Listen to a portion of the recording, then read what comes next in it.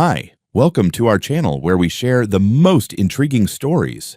When Ethan escaped city life for peace in the desert, he thought he was finally free. But one night, a knock on the door shattered everything. Half his home was claimed by a shadowy HOA. What followed was a war for his house, his past, and the truth. The wind in the desert has a way of making you feel like the only man on earth. I remember standing out there on my porch with a mug of black coffee, watching the sunrise burn across the ridgeline like spilled gasoline catching fire. That morning, like many others, I told myself I'd made the right call. After the divorce and leaving Phoenix behind, this place was supposed to be my clean slate. My grandfather built this house with his own hands in the early 80s, back when land was cheap, regulations were looser, and men still believed in fences and freedom. I bought it from the estate after he passed. Everything was legitimate, clean, and county registered. No HOA, no bullshit. Just 50 acres of dust, Joshua trees, sun-baked rattlesnakes, and one concrete slab of a house that'd been waiting 30 years to come alive again. I poured a year of my life into restoring it. New roof, new windows, septic, plumbing, solar array, and a proper steel frame studio off the western wing for my architecture work. It was rough at first, but by the time I moved in, it felt like home. Not just a place to sleep, but a place to reclaim something that had been slowly pulled out of me by city traffic, phone calls, and lawyers. It was a Thursday when the knocking started. Not tapping, knocking. Serious 3 in the morning, get your ass out here now knocking. I rolled out of bed in a pair of boxers and a t-shirt, half thinking it was a coyote tearing into the trash or some lost backpacker looking for water. Instead, I opened the door to find 2 people standing on my porch in matching khakis, clipboards in hand, and bright-ass Sun Cactus Hills HOA badges clipped to their chests like they were on a goddamn military operation. One was a guy with a plastic smile and enough pomade in his hair to make him flammable. The other, a middle-aged woman with an artificial calmness that only made me more aware of the papers she was holding out toward me. "Mr. Garrett?" she asked like she didn't already know. "That's me," I said, stepping onto the porch. "We're here on behalf of the Sun Cactus Hills Homeowners Association. Effective today, we're notifying you that the eastern wing of this property has been acquired by the association." I blinked, then laughed. "You're what?" The guy chimed in. "We've processed ownership through the county's delinquent tax auction system. As of this morning, title to the eastern portion of this residence has transferred into HOA possession. You are being served notice to vacate that area by end of week." It didn't register at first. My face must have looked like a dog hearing algebra. "You're joking." They weren't. The woman handed me a manila folder. It was a mockery of legitimacy. A printed court order stamped with an official-looking seal. A map with a highlighter line drawn through my home like it was a fucking Cold War demilitarized zone. And a 1-page agreement for cooperative access that I was apparently expected to sign. I looked up at them. "This is a joke, right? I don't owe taxes. There's no lien on this property. You'll need to take that up with the county," the guy said, smiling like he had a plane to catch. "But as far as we're concerned, possession has been recorded. You may continue residing in the unaffected portion of the structure. However, the HOA will begin modifying the eastern unit for community use." I laughed again, but it wasn't funny anymore. Community use? This is a private home. I didn't sell anything. There's no HOA here. This isn't even in your jurisdiction. The woman shifted her tone. "The eastern slope of the hill your property rests on was recently redistricted as part of the extended influence zone of Sun Cactus Hills. As part of the revised perimeter," I held up a hand. "I'm going to stop you right there. This house was built before Sun Cactus Hills even had dirt. You're not in my registry. You're not in my deed. You're not in my goddamn zip code." Her smile didn't budge. "Then we recommend legal counsel. Our enforcement team will return on Saturday to begin formal occupancy. We appreciate your cooperation, Mr. Garrett." And just like that, they turned around and walked back to their company truck, white spotless, with HOA decals on the door and a vanity plate. I stood there barefoot, folder in hand, wondering if I'd somehow woken up in a satire of my own life. I opened the pages again. The court order looked real. Watermarked, sealed, with a judge's signature and all, but something about it didn't sit right. The date was wrong, the formatting too clean. No case number, no notice of service, no certified mail, no prior warning. Just boom, Half your home now belongs to the community. Over the next couple hours, I tore through my files. Clean title. No delinquencies, no liens, nothing. Still, that didn't stop the knot in my stomach from pulling tighter with each minute. Just before sundown, I called the county recorder's office. No answer. After hours, I emailed my real estate lawyer from back in Phoenix, set up an appointment with my accountant, and I made a fresh pot of coffee, knowing I wouldn't be sleeping. Somewhere out there, a group of strangers had decided to carve a line through my home and call it theirs. I just hadn't figured out yet how far they were willing to take it. I was gone for 4 hours, maybe 4.5 if you counted the stop for gas. I'd driven into town that morning to pick up drywall and a couple of galvanized pipes for the outdoor faucet line. The old stuff was rusting out. Dry desert air doesn't mean the plumbing's immune to time. When I pulled up the drive, I saw the first thing out of place. A tan pickup truck parked behind my studio with no plates. 2 men stood outside it, both in matching neon green safety vests, hauling what looked like a panel saw and a pack of steel door frames up my back porch. At first, I thought it was a delivery to the wrong address, until I spotted the HOA logo stamped on the side of one of their toolboxes.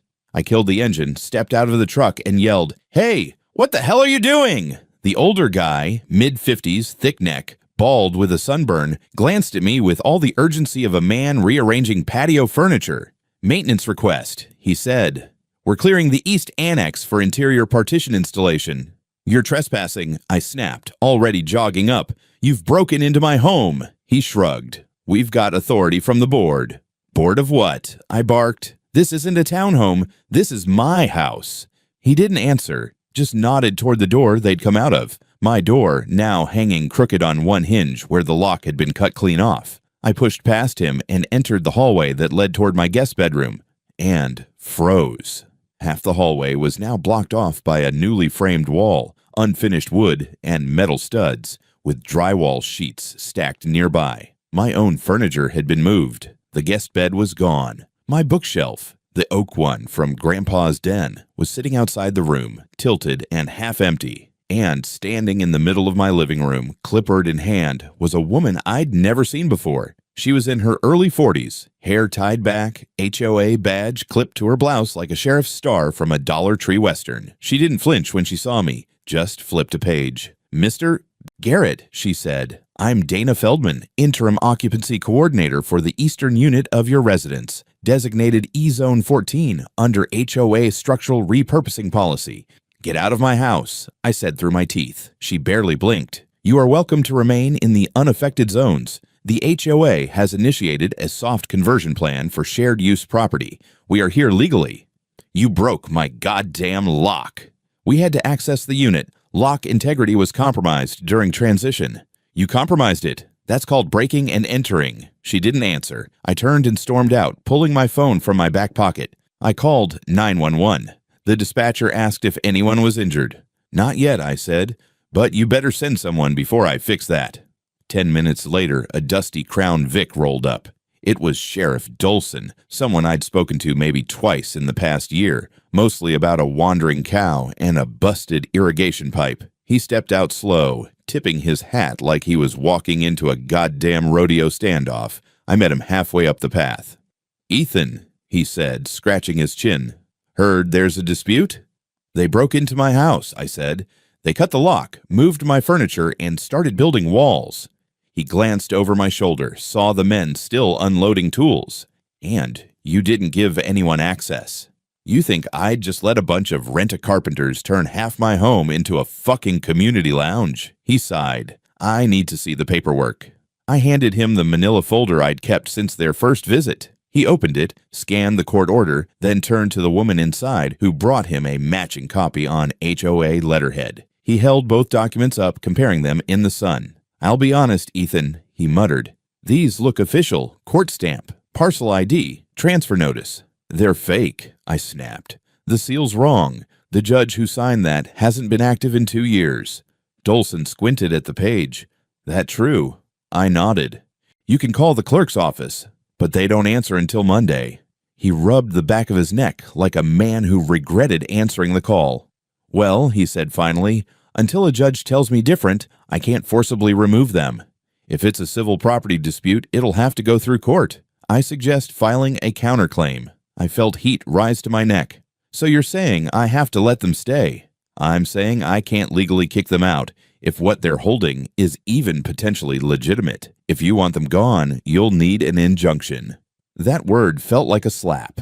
An injunction for my own house. Dolson gave me a sympathetic look. I'll write up a report, document the damage. If you file fast, a judge might freeze their activity. He drove off 15 minutes later, leaving me standing in the dust while my dog barked at the strangers tearing up his favorite corner of the living room. I went inside and locked every door still in my control. Then I moved my truck across the driveway, blocking any more deliveries. That night, I didn't sleep. The west side of the house echoed with the occasional thud of hammers from the shared use zone, which had once been my guest room, my reading nook, my grandfather's fireplace. Now it belonged to strangers, and I had the goddamn sheriff telling me to get in line. I woke up the next morning to the sound of a goddamn nail gun. They were still at it. Inside my house, my coffee machine sputtered like it shared my mood, spitting bitter sludge into a chipped mug as I stared out at the kitchen window. A man in a HOA polo was uncoiling Ethernet cable in the backyard like he was prepping a server room. Enough was enough. By 8:30, I was on the phone with everyone I could think of. Lawyers, land surveyors, tech guys, even a retired judge I'd once helped design an eco-retreat for every favor I ever banked I cashed in that morning. No more waiting. If the sheriff wasn't going to move, I was going to bulldoze this lie with evidence. First to arrive was Caleb, a private land assessor from Bisbee. Cowboy hat, sun-leathered skin, walked with the kind of gait that said he'd been chased by snakes and bureaucrats. He brought out drones, LiDAR gear, and a copy of the actual property map from the county assessor's database. He spent an hour walking the lot, scanning boundaries, and muttering curses about HOA overreach. "This place ain't even in their overlay," he said finally, tapping the screen on his tablet. "You're clean by about 400 feet. That jurisdictional expansion is pure fiction."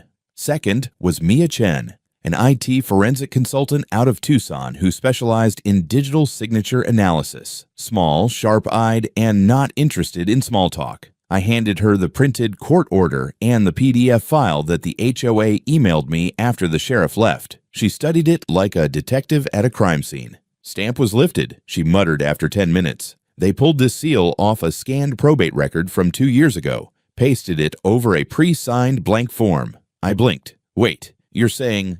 "It's fake. Cut and paste job. Amateur hour."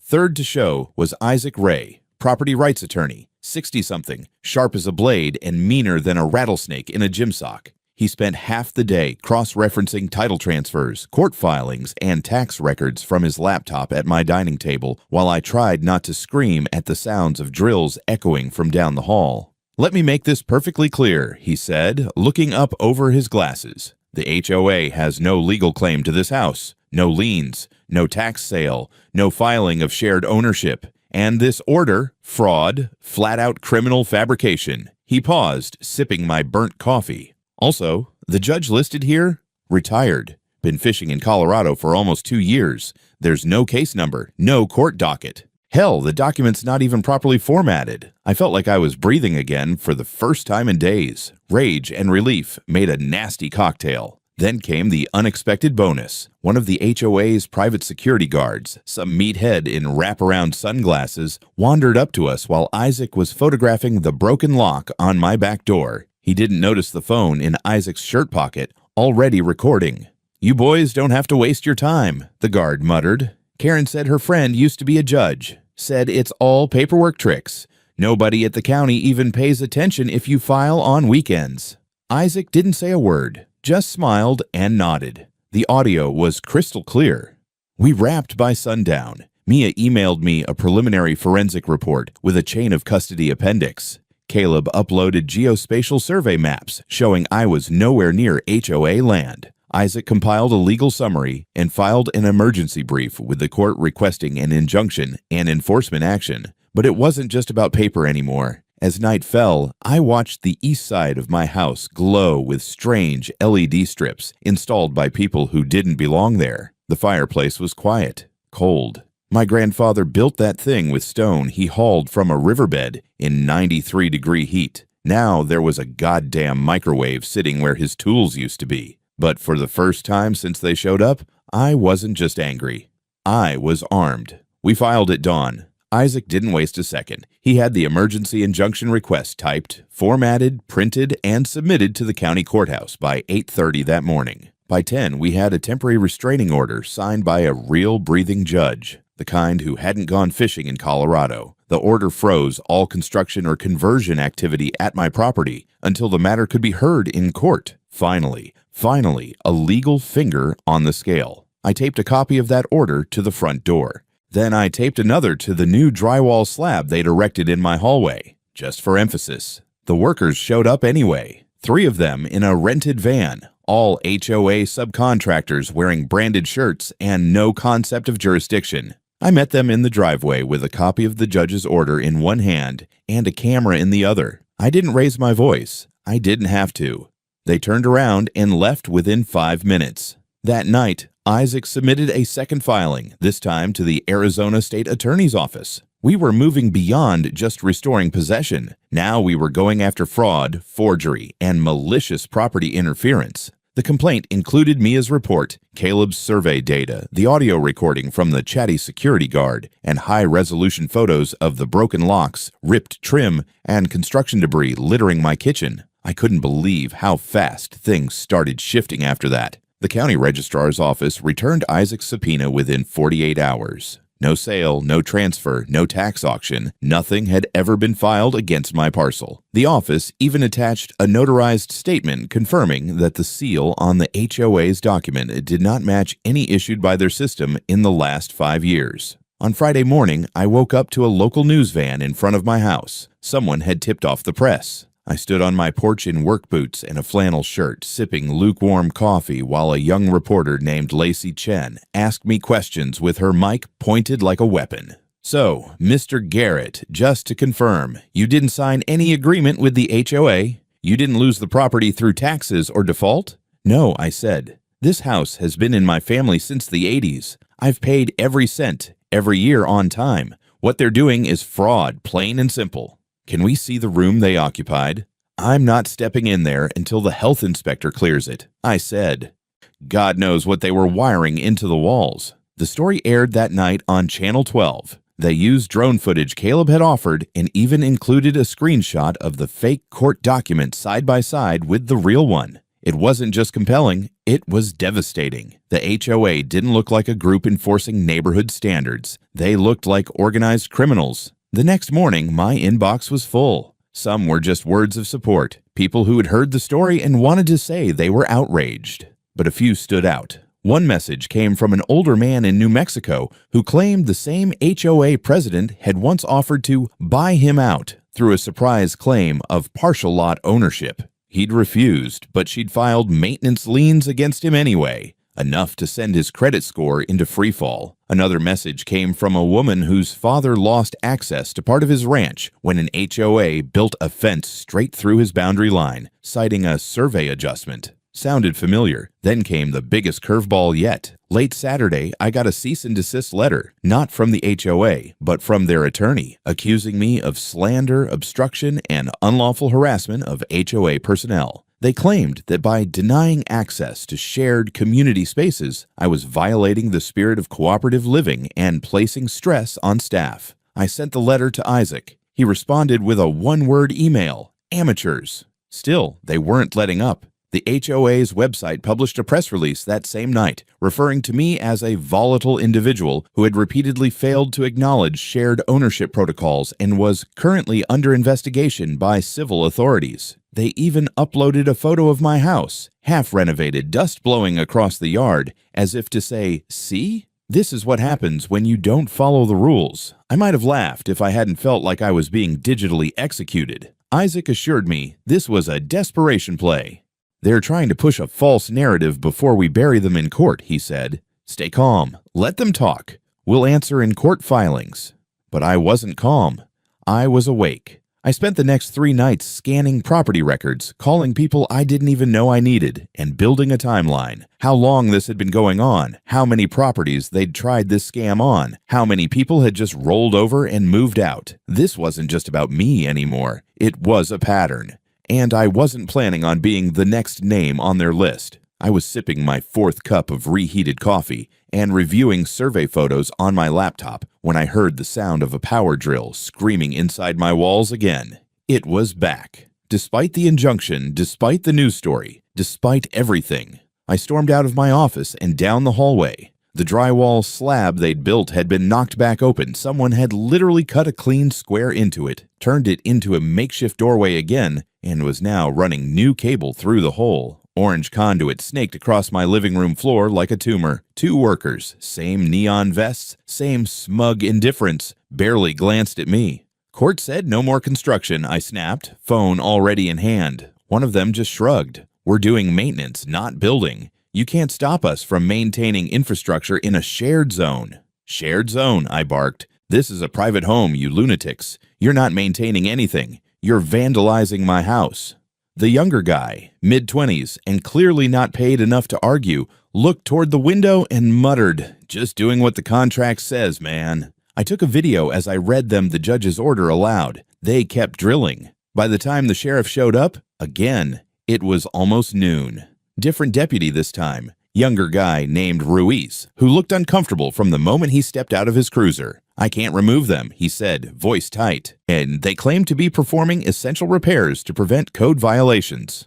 "They caused the code violations," I shouted, pointing at the frayed wiring, exposed nails, and busted insulation hanging from where they'd carved through the wall like it was a damn piñata. "They cut a load-bearing beam yesterday. My water pressure's dropped by half. I don't even know if the septic system's still connected properly." Ruiz took notes, but he didn't stop them. I made sure my phone was recording every second. That night, the water shut off completely. When I checked the crawl space beneath the east side of the house, I found the main valve closed, with a bright orange HOA tag zip-tied to it. Unauthorized water usage suspended pending inspection. I was boiling. This wasn't just harassment anymore. It was a calculated strategy to make the house unlivable, to push me out, not with legal force, but with slow, choking pressure. Water, power, access, sound, air. The next morning, someone ran a generator behind the drywall partition, humming so loud it vibrated the floorboards. The entire east side of the house now glowed at night. Obnoxious LED strips had been installed along the baseboards. I could see them bleeding through the cracks under the door. I called Isaac. "They're daring you to lash out," he warned. "They want a confrontation. They want you to make a mistake." I didn't, but it got harder every hour. By Monday, my dog, Ranger, was so anxious from the noise and strangers that he chewed through the leg of the kitchen table. I had to sedate him just to keep him from shaking himself into a seizure. I moved my sleeping bag into the office, barricaded the doors I still controlled, and started eating out of cans. The house was turning into a battlefield, and I felt like I was down to my last trench. Then came the real bombshell. Caleb called me with a discovery. While cross-referencing the HOA's past permit filings, he stumbled on something weird. One of their construction vendors, Sierra Vista Site Solutions, LLC, was registered under the name Julia Levine, same last name as Karen Levine, the HOA president. I asked Isaac to dig deeper. Within hours, we found the full tree. Julia was Karen's niece. The LLC had no public website, no employees listed. It existed solely to receive checks from HOA funds. It was a funnel, a front, and worse, the LLC had pulled permits on at least 4 other properties across the county in the past 2 years, all near HOA boundaries. All cases with either construction accidents or forced remodeling initiated under partial ownership disputes. One of the cases involved a 74-year-old man who'd lost his back patio after an easement expansion he never signed. Another had reported a door being installed directly into her kitchen wall from the HOA's rec center. That one ended in a quiet settlement sealed by NDA. This wasn't just a scheme, this was a system. I sat in my darkened office that night, flipping through PDF after PDF, permits, property maps, drone footage, receipts, all lined up like dominoes waiting to fall. And then my security system pinged. Motion detected. I checked the feed. 2 men, neither of them HOA regulars, standing at the west gate with flashlights. One held bolt cutters. I spoke through the mic. "You're being recorded. Leave now." They hesitated, then ran. I called the sheriff again. "No units available? Call back if they return." I didn't sleep that night.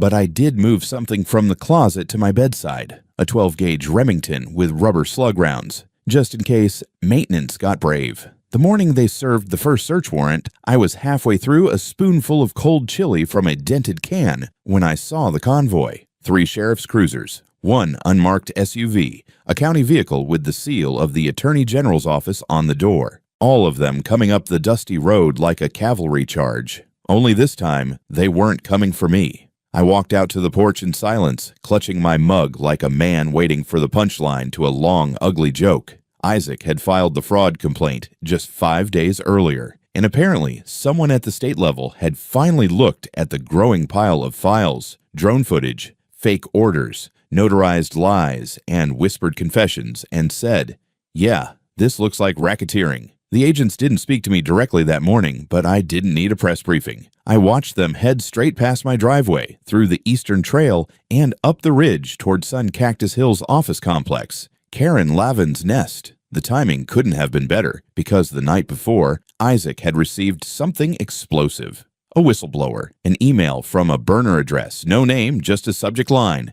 "They've done this before, twice." Attached were 3 PDFs, 2 property title screenshots, and 1 scanned article from a local paper dated 3 years back. It featured a man named Frank Dillard, aged 79, a veteran of 2 tours in Vietnam. The article described how he had been pressured to vacate part of his home after a local HOA filed a partial ownership claim tied to unpaid taxes that didn't exist. Frank had refused to leave. Within a month, construction crews accidentally severed his septic line. Then his electricity was rerouted for maintenance. Then, mysteriously, a permit was filed for a community meditation annex on what used to be his back porch. The end of the article showed a picture of Frank sitting beside a dusty trailer behind a gas station on the edge of Cochise County. The quote beneath it read, "I built that home myself. 40 years gone in a legal technicality no one could explain. It wasn't suicide, but it damn well felt like murder in slow motion." The second case was worse. A widowed woman in her 60s living alone. Her HOA reclassified her garage as multi-use storage under a clause buried in an old bylaw amendment. When she fought back, her water was disconnected. She was fined daily for neglected community assets, and her credit was torched with aggressive lien stacking. She ended up moving to Oregon to live with her sister. Her house sold at auction. The buyer, Sierra Vista Site Solutions, LLC, Julia Lavin. Isaac passed this directly to the AG's office. Apparently, that was the final nail. By afternoon, warrants were being served across the HOA's network. Not just Sun Cactus Hills, 2 other HOAs in the same regional umbrella group were named. The HOA board's treasurer was detained at his home. Another member of their legal team resigned within hours. But Karen, she doubled down. At 3:14 p.m., the HOA's official Facebook page posted a press release claiming they were the victims of a smear campaign orchestrated by anti-community agitators. It named me specifically, called me a disgruntled and combative individual who has endangered staff and residents alike. They even posted a blurry photo of me walking my dog, like I was a fugitive and Ranger was my accomplice. By 5 p.m., that post was gone, deleted. But not before half the county saw it and downloaded it. I didn't respond publicly. Isaac told me to hold. But that night, Channel 12 ran another segment, this time not just about my house, but about a pattern. They showed satellite imagery of the other properties, interviewed Frank Dillard, who now lived in a converted bus, and brought on a local professor who explained how HOA legal overreach has been quietly escalating for years in areas with little county oversight. It wasn't just a scandal, it was becoming a goddamn movement.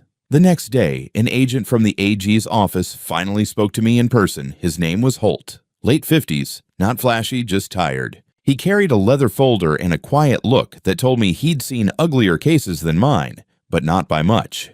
"Your case is the cleanest lead," he said, sitting in my gutted living room while LED light from the still-occupied East Wing flickered through the partition.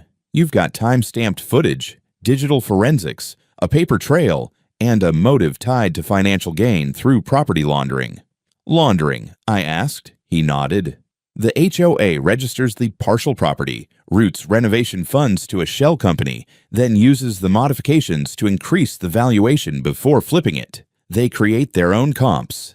It's elegant. And it's felonious as hell. He handed me a copy of a document recovered during the search of the HOA office, a spreadsheet titled Acquisition Projections, Phase 3. My name was on it, alongside 6 others. Next to my name was the phrase, Status, E-Zone Secured, Occupant Resisting, Schedule Reassessment Q3. They hadn't just tried to steal my home. They'd planned for my resistance. I sat in silence after Holt left, staring at the sheet like it was a death sentence someone forgot to deliver. The names on that list weren't just potential victims. They were targets in a slow-moving land grab masquerading as community management. And still, the lights in the eastern wing glowed. Karen hadn't been arrested yet, but the walls around her were crumbling. The day they arrested Karen Lavin was hotter than hell. Not poetic, not symbolic, just literally 107 degrees by noon, and the air was thick with dust and wildfire smoke rolling in from the mountains.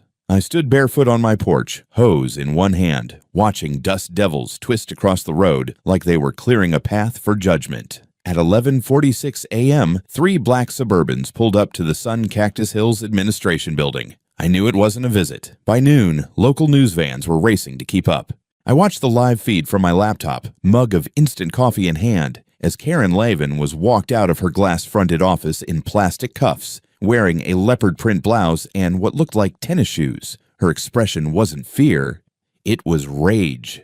Rigid jaw, wild eyes, spitting words at anyone within earshot. The mic on the Channel 12 camera caught her shouting, "We were preserving the community. That house was a blight. I was protecting property values." That line repeated for hours across every news outlet. She wasn't apologizing. She was doubling down, even as the feds loaded boxes of documents into evidence vans, and her board members slinked out behind her with their faces covered in shame. Oh, or in one case, a beach towel. I'd like to say I felt satisfaction, but what I felt was relief. Cold, quiet, exhausted relief. It wasn't over, not yet, but the dam had cracked. The charges came fast: fraudulent acquisition of property, forgery of judicial documents, criminal conspiracy to obtain real estate under false pretenses, wire fraud, breaking and entering, vandalism, and obstruction of justice. 17 charges, 17 felonies. HOA board members were hit with conspiracy and accessory charges. 2 of them flipped within 24 hours. By the end of the week, depositions were underway. Karen refused a plea deal. Her lawyer, some hot shot from Scottsdale who'd never even litigated property law, tried to delay proceedings, claiming emotional stress and media bias. Didn't work. While the legal gears turned, I finally walked back into the eastern wing of my house. For the first time in over a month, I crossed the threshold with full legal backing, court documents in hand, and a locksmith at my side. The smell hit first: paint fumes, scorched wires, mildew from broken plumbing. The shared space they'd been converting was half-finished chaos. Electric panels torn out of the walls, Ethernet cable hanging loose from the ceiling, and drywall installed in random uneven slabs, like someone had started building a bunker and gave up halfway through. The worst part? They'd gutted my grandfather's old fireplace. The stone was chipped, blackened, the mantel ripped out and replaced with a mounted screen I didn't recognize. I felt something sharp rise in my chest. Not anger, not grief. Something colder. Violation. That same afternoon, Holt, the AG's agent, met me at the property to walk through the damage. He brought a forensic accountant and a contractor from the DA's office to begin estimating financial harm for the restitution case. What they documented shocked even me. Custom appliances stolen and replaced with used junk. Foundation cracks from modifications done without permits. Solar inverter disconnected and rewired dangerously. HVAC ductwork severed. Septic line rerouted into nowhere. The house had been turned into a Frankenstein's monster, and I was supposed to live in it. I didn't know whether to laugh or burn the place down. But Holt gave me something better than vengeance: evidence. During the raid on the HOA office, agents recovered a document cache labeled Phase for Long-Term Occupancy Leverage. It contained internal emails between Karen and board members outlining plans to gradually increase psychological and environmental pressure on non-cooperative homeowners. Phrases like simulate abandonment, preempt code violations, and, no joke, leverage pest control notices were highlighted and marked proven effective. They weren't just stealing homes, they were breaking people. One of the emails included the phrase, "He'll leave on his own once the plumbing goes." They all do.